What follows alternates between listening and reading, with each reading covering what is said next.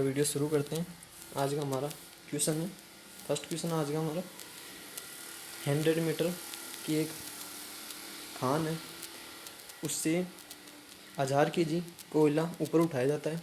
यदि क्रेन द्वारा लिया गया समय 1 घंटा है एवं क्रेन की दक्षता को 80% माना जाए तो क्रेन की शक्ति ज्ञात करो। यानी कि कोई क्रेन है, वो 100 मीटर गहरी एक माइन है, उसमें से 1000 kg कोयला बाहर निकालती है और क्रेन की दक्षता 80% है और 80% दक्षता में वो कंप्लीट काम ही कर लेती है। तो जो रियल पावर ऑफ क्रेन है, यानी कि क्रेन की जो शक्ति है, उसकी वैल्यू याद करनी है। ऑप्शन ए दे रखा 980 वाट, ऑप्शन बी दे रखा 1000 वाट, ऑप्शन सी दे रखा 340.3 वाट, ऑप्शन डी दे रखा है 30-34 वाट। तो आपको 10 सेकंड का समय देते हैं, क्वेश्चन को सोल्व कीजिए। 10 सेकंड बाद में आपका सॉल्यूशन बताऊंगा। 5 सेकंड और बचे हैं, अपने आंसर कमेंट बॉक्स में दीजिए। तो सॉल्यूशन बताता हूँ आपको। तो क्वेश्चन नंबर 69 का सॉल्यूशन है, माना क्रेन की शक्ति PR है, लेकिन 80% दक्षता है क्रेन की, उसमें ही वो कंप्लीट वर्क कर लेती है अपना। तो जो क्रेन की पावर है जिससे वो कंप्लीट कार्य कर सकती है, उसकी वैल्यू 80% ऑफ जो क्रेन की शक्ति है, रियल शक्ति है, और जो कार्य करने वाली शक्ति है। तो जो कार्य करने वाली शक्ति रियल शक्ति की 80% होगी, तो कार्य करने वाली शक्ति P = 80/100 इंटू PR। तो PR = हो जाएगा 100/80 इंटू P। की वैल्यू क्या होगी, mgh/t। तो 100/80 क्या हो जाएगा 5/4 इंटू एम की वैल्यू कितनी दे रखी है 1000 kg। 1000 kg को 10 का क्यूब लिख सकते हैं अपन। जी की वैल्यू जानती है 9.8 और एच की वैल्यू दे रखी है अपन को 100 मीटर, तो 10 का स्क्वायर। और 1 हॉर दे रखा है, तो 1 हॉर को सेकंड में बदलने के लिए 60 × 60, तो 10 का स्क्वायर से कट जाएगा। 10 का स्क्वायर नीचे 60 के 2 बिंदु हैं, उसका स्क्वायर से कट जाएगा। तो हमारा आएगा 49/144 इंटू 10 का क्यूब। तो हमारा आंसर हो जाएगा 340.28 वाट, यानी कि सी ऑप्शन हमारा करेक्ट हो जाएगा। अगला क्वेश्चन देखते हैं। हमारा नेक्स्ट क्वेश्चन है, 25 ग्राम की एक गोली है जो क्षैतिज दिशा में 50 मीटर सेकंड के चाल से गतिमान है, जो मेज पर रखे हुए 8 kg की एक पिंड से टकराती है। टक्कर के बाद गोल पिंड में समा जाती है, तो टक्कर के बाद पिंड की चाल पूछ रहा है। यानी जो कंप्लीट गोली और जो पिंड मिल जाएगा उसकी कंप्लीट की वेलोसिटी पूछ रहा है। तो ये एक अप्रत्याश टक्कर हो गई। इससे पहले मैं एक क्वेश्चन में डिस्कस किया था कि अगर टक्कर के बाद दोनों पिंड एक साथ गति करने लग जाए तो वो अप्रत्याश टक्कर होती है। तो 10 सेकंड का टाइम दिया जाता है, वीडियो सोल्व कीजिए। आंसर पे पहले ही टिक लगा रखा है हमने, तो आप फॉर्मूला लगा कर सोल्व कीजिए सॉल्यूशन। तो सॉल्यूशन पे चलते हैं। तो सॉल्यूशन है, m1 की वैल्यू दे रखा है 25 ग्राम दे रखी थी अपन को। तो kg में बदलने के लिए 10⁻³ से मल्टीपल कराना पड़ेगा। और m2 की वैल्यू दे रखी है 8 kg। v1 की वैल्यू दे रखी है 50 मीटर पर सेकंड तथा v2 की वैल्यू, दूसरा गुटका क्या है स्थिर है, तो v2 की वैल्यू क्या होगी 0 मीटर पर सेकंड। तो जो सभी टक्करें होती हैं, चाहे किसी पर अप्रत्याश तो प्रत्याश, तो सभी टक्करें संवेग संरक्षण के नियम का पालन करती है। और जो प्रत्याश टक्कर होती है वो गतिज ऊर्जा संरक्षण का नियम का पालन भी करती है, लेकिन जो सभी प्रकार की कोलिजन्स होती हैं वो मोमेंटम कंजर्वेशन रूल को फॉलो करती है। तो उसी रूल का हम इसमें क्वेश्चन में यूज़ करेंगे। तो मोमेंटम कंजर्वेशन यानी कि m1 v1 + m2 v2, यहाँ पे v2 लिख दिया, सॉरी v1 आएगा यहाँ पे। तो m1 v1 + m2 v2 क्या हो जाएगा, दोनों पिंड मिल गए हैं तो दोनों का वेलोसिटी सेम होएगा। तो m1 v1 + m2 v2 हो जाएगा m1 + m2 × v। तो m1 की वैल्यू दे रखा अपन को 25 × 10⁻³ इंटू 50 v1 की वैल्यू, और m2 की वैल्यू दे रखा है 8 इंटू v2 की वैल्यू दे रखा है 0, और = 25 × 10⁻³ + 8 इंटू v। अपन को v चाहिए, इन दोनों पिंडों का साथ मिलने के बाद जो वेग आएगा वो पूछ रहा है अपन को। तो v हो जाएगा 25 × 10⁻³ इंटू 50 अपॉन में 8, यहाँ पे 10⁻³ दे रखा है और यहाँ पे 8 दे रखा है। तो इसको 10⁻³ में बदलने के लिए यहाँ पे 8 की जगह 8000 कर देंगे अपन, 8000 कर देंगे। तो 8025 इंटू 10⁻³ का डिवाइड 25 इंटू 10⁻³ इंटू 50 में होएगा, तो हमारा आंसर होएगा 0.156 मीटर पर सेकेंड। तो जो टक्कर के बाद दोनों पिंड मिल जाएंगे उनका संयुक्त वेग हो जाएगा 0.516। तो हमारा बी ऑप्शन करेक्ट हो जाएगा। नेक्स्ट क्वेश्चन देखते हैं।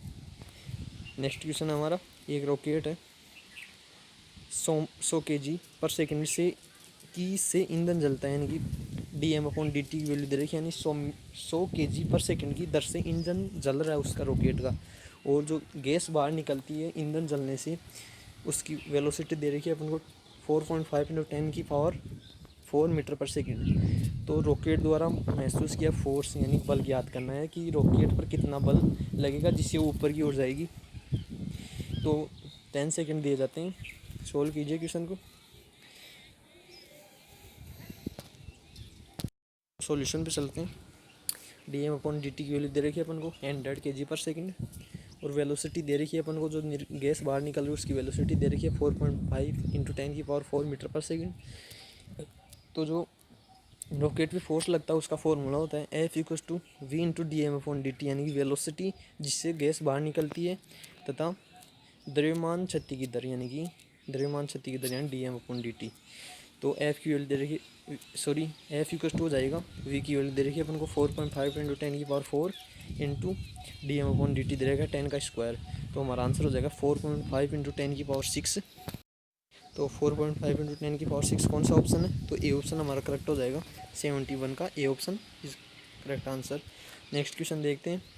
20 kg के बॉक्स को चिकनी फर्श पर नीचे 4 से 8 मीटर खींचने में 40 न्यूटन का बल कितना कार्य करता है। बल की दिशा 36 से 60 डिग्री ऊपर की ओर है, यानी कि मान लीजिए 20 kg का एक गुटका है, उसको हम खींच रहे हैं और 60 डिग्री एंगल पर खींचा जा रहा है उसको। तो जो और 8 मीटर खींचा गया उसको, यानी एस की वैल्यू दे रखी है 8 मीटर। तो जो खींचने में जो वर्क किया जाता है उस वर्क की वैल्यू पूछ रहा है अपन को। तो सॉल्यूशन पे चलते हैं। तो 72 का एम दे रखा है अपन को 20 kg और 8 मीटर की दूरी तक खींचता है। फोर्स दे रखा है 40 न्यूटन और थीटा यानी 36 से 60 डिग्री के एंगल पर खींचता है, जो आप जो चित्र दे रखा है उसमें देख सकते हैं। तो एफ का कंपोनेंट बनेंगे दो, एक तो क्षैतिज कंपोनेंट और एक वर्टिकल कंपोनेंट, यानी हॉरिजॉन्टल कंपोनेंट और वर्टिकल कंपोनेंट। तो जो फोर्स वर्क डन निकालने में काम नहीं आएगा वो हमारा हॉरिजॉन्टल फोर्स आएगा। तो हॉरिजॉन्टल फोर्स हो जाएगा एफ कोस थीटा। तो हम जानते हैं वर्क डन का फॉर्मूला हम सभी जानते हैं, एफ इंटू एस होता है, और एफ की वैल्यू दे रखी है अपन को एफ कोस थीटा। तो डब्ल्यू इक्वल टू हो जाएगा, एफ की वैल्यू दे रखी है अपन को 40 और एस की वैल्यू दे रखी है अपन को 8 और कोस 60 की वैल्यू सभी जानती है 1/2 होती है। तो वर्क डन हो जाएगा 160 जूल। तो उसको 160 जूल कार्य करना पड़ेगा उस पिंड को 8 मीटर की दूरी तय कराने के लिए। तो हमारा ए ऑप्शन करेक्ट हो जाएगा 72 क्वेश्चन का। अगला क्वेश्चन देखते हैं। हमारा अगला क्वेश्चन है 10 kg के पिंड को 10 सेकंड में 0 से 20 मीटर सेकंड तक त्वरित करने के लिए एक बल द्वारा किया गया कार्य, यानी कि इसमें दे रखा कि एक बॉडी है उसकी मास दे रखा है 10 kg और उसको 10 सेकंड में 0 मीटर पर सेकंड से 20 मीटर पर सेकंड तक त्वरित करने के लिए जो फोर्स यानी फोर्स है उसके द्वारा कितना कार्य किया जाएगा। इसमें भी कार्य पूछ रहा था, इसमें भी फोर्स द्वारा किया गया कार्य पूछ रहे हैं। तो सॉल्यूशन पे चलते हैं। हमको एम की वैल्यू दे रखी थी 10 kg, टी की वैल्यू दे रखी थी 10 सेकंड, v1 की वैल्यू दे रखी थी 0 सेकंड, यानी कि 0 से अपन को 20 मीटर पर सेकंड तक जाना था। तो v1 को मान लेंगे 0 और v2 हो जाएगा हमारा 20 मीटर पर सेकंड। तो जो कितनी दूरी तय करेगा, जो 0 से 20 मीटर पर सेकंड का वेग प्राप्त करने में जो पिंड दूरी तय करेगा उसको हम गति के द्वितीय समीकरण से निकालेंगे। द्वितीय समीकरण क्या है हमारा, S equal to ut plus half a t square. तो प्रारंभिक वेग पिंड का 0 है तो एस इक्वल टू डायरेक्ट हो जाएगा 1/2 एटी स्क्वायर। ए की वैल्यू हम डायरेक्ट दे नहीं रखी है, तो ए की वैल्यू हम dv/dt से निकालेंगे। तो v की वैल्यू dv क्या हो जाएगा v2 माइनस v1, तो 20 माइनस 0 यानी 20 और t की वैल्यू दे रखा है 10 सेकेंड। तो 1/2 इंटू 20/10 इंटू टी स्क्वायर, तो टी स्क्वायर क्या हो जाएगा, टी की वैल्यू 10 है तो टी स्क्वायर क्या हो जाएगा 100 हो जाएगा। तो 10 से ये कट जाएगा तो हमारा आंसर एस की वैल्यू क्या हो जाएगी 100 मीटर आ जाएगी। और फोर्स निकालना है अपन को। क्योंकि वर्क डन द्वारा किया गया कार्य पूछ रहा है अपन को, तो फोर्स निकालेंगे पहले। तो फोर्स का फॉर्मूला होता है F equals to M A. M की वैल्यू दे रखी है अपन को 10 इंटू एक की वैल्यू फिर से नहीं दे रखी, तो एक की वैल्यू कैसे निकालेंगे, D V upon D T से। तो डी वी क्या हो जाएगा 20 माइनस 0 20, और टी की वैल्यू दे रखी है अपन को 10 सेकेंड। तो फोर्स आ जाएगा हमारा 20 न्यूटन। तो वर्क डन का फॉर्मूला हम सभी जानते हैं, वर्क डन होता है एफ इंटू एस। तो एफ की वैल्यू आ गई 20 न्यूटन और एस की वैल्यू आ गई 10 स्क्वायर। तो हमारा जो वर्क डन होगा वो जाएगा 2 इंटू 10 का क्यूब, यानी कि 2 गुणा 10 का क्यूब जूल। वर्क डन का फॉर्मूला क्या होता है, जूल।